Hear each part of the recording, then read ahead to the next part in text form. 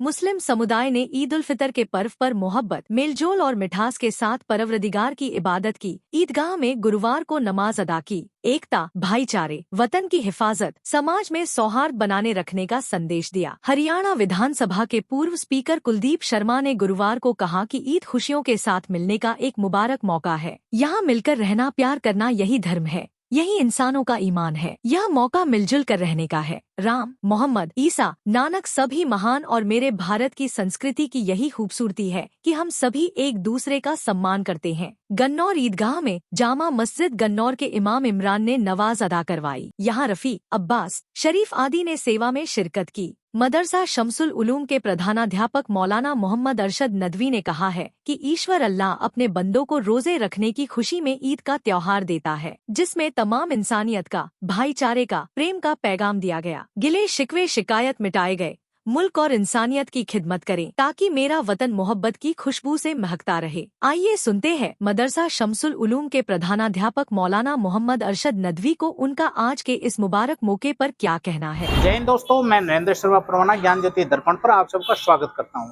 आज ईद का मौका है। ये इस खुशी के मुबारक मौके के ऊपर हम ईदगाह की जो नमाज हुई है उसके बाद कुछ एक सदस्य हैं जिनके साथ हम इस बारे में जानना चाहेंगे। सर, आपका शुभ नाम क्या है और आपका पद क्या है? मेरा नाम मोहम्मद अरशद नदवी है। मैं मदरसा शम्सुल उलूम का एक खादिम हूँ और यहाँ रहता हूँ।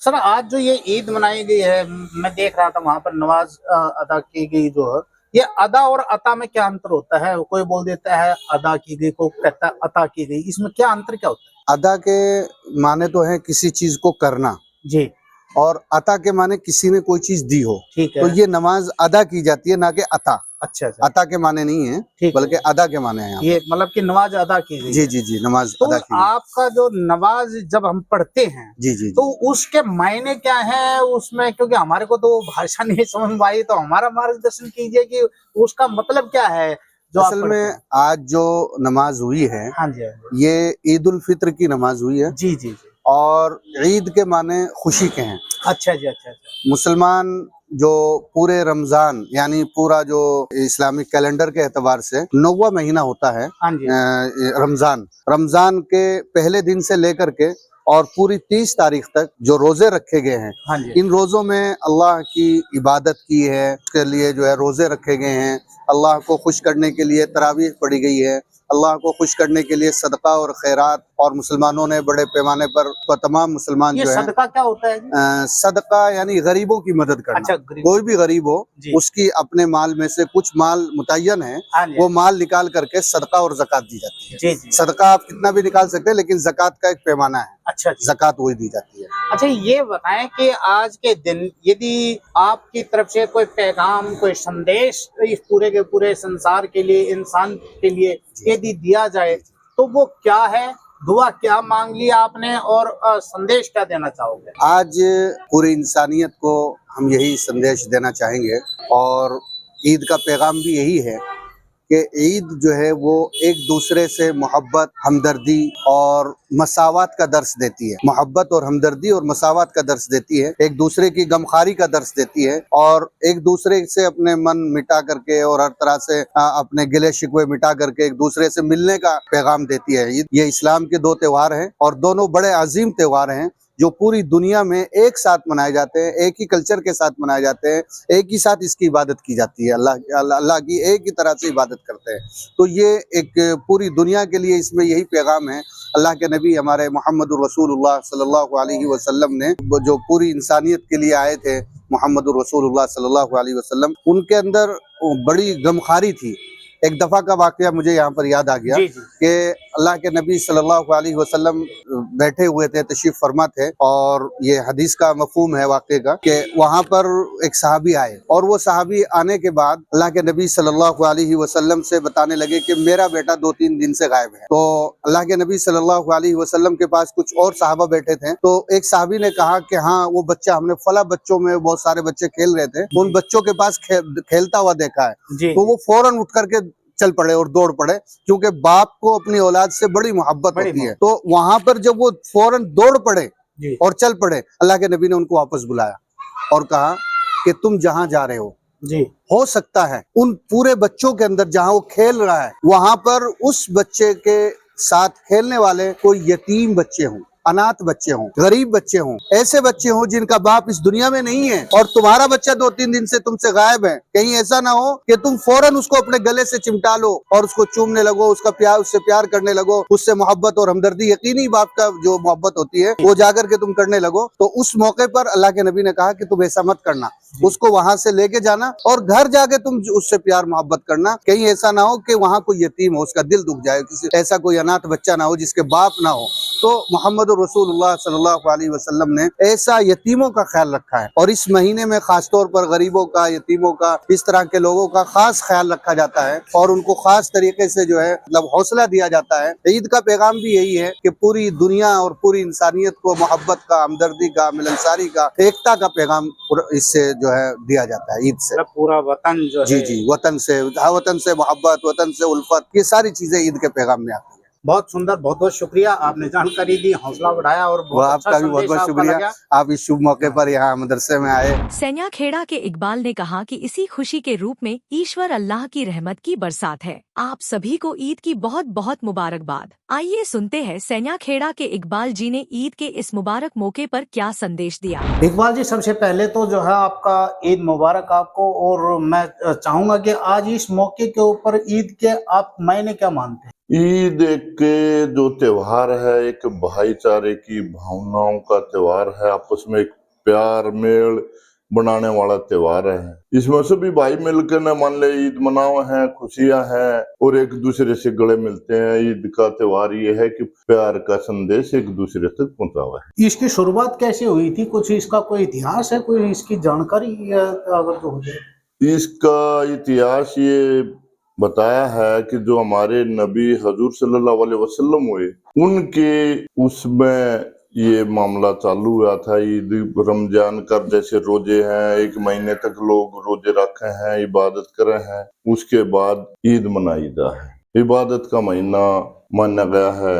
जब उस मालिक ने 12 महीने बनाए, 11 महीने इंसान अपना मन माने खावा है, पीवा है, बाकी 1 महीना यू सबर करने का महीना है और इसमें इबादत करने का है, जो के मालिक से डोरी जाकर मिलती है। हरियाणा स्टेट हज कमेटी के पूर्व सदस्य डॉक्टर जावेद खान ने कहा कि इस मौके पर सबको ईद मुबारक कहते हुए पूरे हिंदुस्तान, पूरे समाज की खुशी के लिए, वतन की हिफाजत के लिए अल्लाह ताला परवरदिगार से दुआ मांगी कि सभी मिलजुल कर रहे हैं और भाईचारे को बढ़ाएं। ईद के मुबारक मौके पर हिंदू मुस्लिम सभी गले मिल रहे थे। आइए अब सुनते हैं हरियाणा स्टेट हज कमेटी के पूर्व सदस्य डॉक्टर जावेद खान ने ईद के पवन मौके पर क्या कहा। डॉक्टर साहब, आज का जो ईद का मौका है, इसको आप 2 पंक्तियों में किस प्रकार से डिस्क्राइब करेंगे, क्या कहना चाहेंगे? देखिए, ये जो त्योहार हैं, हमारे जीवन में इनकी बड़ी महत्ता है। आजकल हम अपनी महत्वाकांक्षा की वजह से, अपनी नई इच्छाओं की वजह से अपने आप को इतना टेंशनों में घेर लेते हैं, तरह तरह की परेशानियां, तरह तरह के मसले होते हैं कि अपनी जिंदगी का जो एक लुत्फ, एक मजा है, उससे हम वंचित होते जा रहे हैं। तो ये जो त्योहार हैं, ये हमें याद दिलाते हैं कि ईश्वर ने हमें यहाँ पर खुशी के साथ जिंदगी गुजारने के लिए, आपसी प्रेम भाव के साथ, भाईचारे के साथ रहने के लिए भेजा है। तो ये चीजें उसी को याद कराती हैं और आज का दिन बहुत ही ऐतिहासिक दिन रहा हमारे गन्नौर वालों के लिए। तो खासकर चूंकि यहाँ पर जो ईदगाह है उसमें कंस्ट्रक्शन हुई, उसे डबल कर दिया गया, तो आपने भी देखा है कि आज बहुत ज्यादा रश था। दूसरे समाज से भी लोग आए, सभी समाजों के लोग आए, वहाँ पर उन्होंने शुभकामनाएं दी। तो बहुत अच्छा दिन रहा और मुझे विश्वास है कि इसका काफी दिन तक असर रहेगा समाज के अंदर।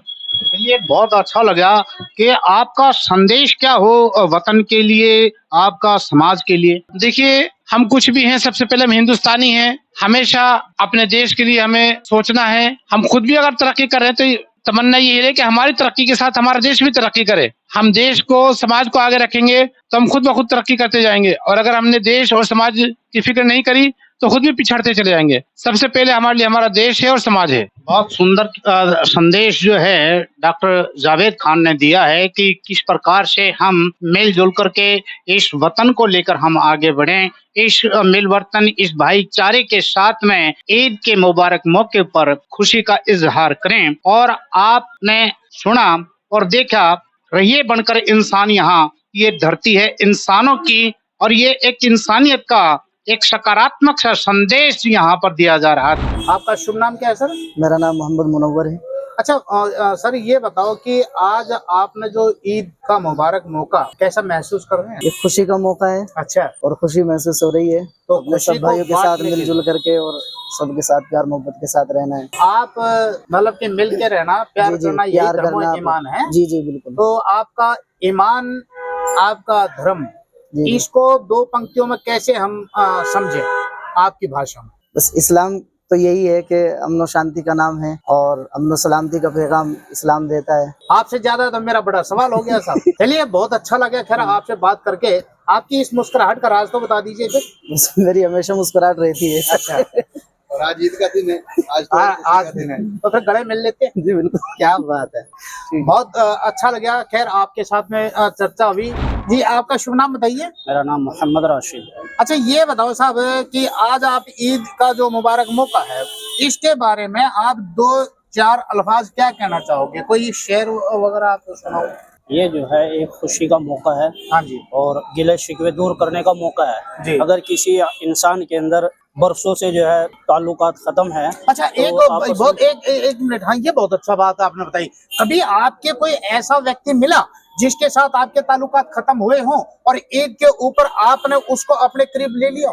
कोई घटना ऐसे मौके बहुत सारे मिले हैं। अच्छा, और मेरे साथ में हुआ है अच्छा, कि जिससे मेरी आपस में रंजिश हुई, लेकिन त्योहार के वक्त में मैंने जाकर के मुसाफा मिलाया। अच्छा। क्योंकि अल्लाह के नबी की हदीस है हाँ कि अगर किसी शख्स के अंदर आपस में झगड़ा हो गया और कदा ताल्लुक हुआ, ये एक हदीस का जो है मफहूम है। अच्छा, झगड़े का कारण क्या बना था? यानी कोई किसी भी बात को लेकर किसी के भी बात को मन मुटाव आ गया। मन मिटाव आ जाए जी, तो अल्लाह के नबी ने फरमाया अगर आपस में कदा ताल्लुक हो जाए जी, और दूरी पैदा हो जाए, काफी लंबी हो जाए, और अगर एक इंसान इस चीज को जो है सबसे पहले मुसाफा मिलाए, गले मिलाए, तो अल्लाह के नबी ने अंतिम संदेशा प्रोफेट मोहम्मद सल्लल्लाहु अलैहि वसल्लम जो आए हैं उन्होंने बताया कि मेरे नजदीक सबसे ज्यादा महबूब है जो सबसे पहले जाकर के आपस में दुआ सलाम करे और कदा ताल्लुका उसको खत्म करे, वो मेरे नजदीक सबसे ज्यादा महबूब है। बहुत ही खूबसूरती के साथ आपने बताया। ये देखिए कि जो ना ये जो ईद है मिलन शादी का, यहाँ पर स्नेह का, सौहार्द का, ये प्यार का, मोहब्बत की खुशबू से लबरेज एक वातावरण करने का, एक माहौल तैयार करने का, दरअसल कुछ एक भ्रांतियां जो हमारे बीच में पैदा हो जाती हैं, मैं उन्हीं को लेकर के यहाँ पर आया था।